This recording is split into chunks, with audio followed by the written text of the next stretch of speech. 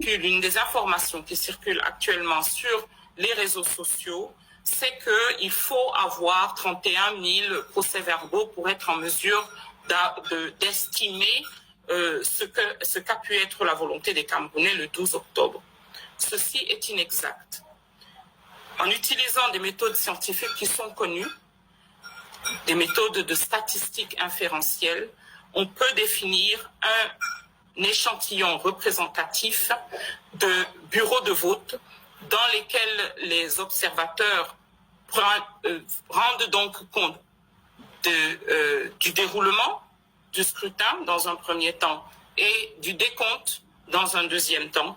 Et cela suffit si nous avons un échantillon d'une qualité suffisante pour produire des résultats avec 10% des bureaux de vote.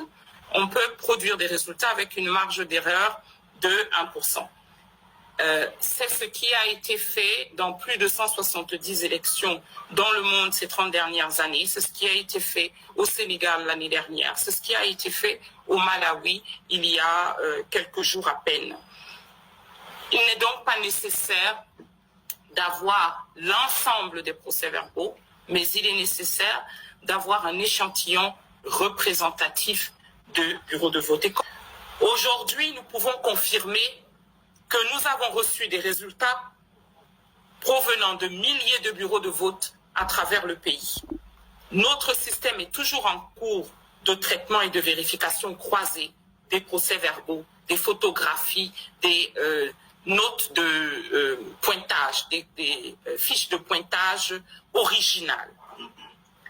Les données dont nous disposons jusqu'à présent, et je tiens à le souligner, elles sont préliminaires, montrent que le candidat du FSNC, Issa Chiroma Bakari, arrive en tête, suivi du président sortant Paul Biya, bien après les autres candidats.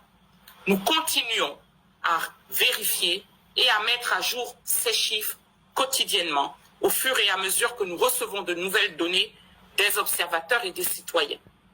Si vous disposez de PV authentiques ou d'informations crédibles, merci de les soumettre directement sur www.disoa.com.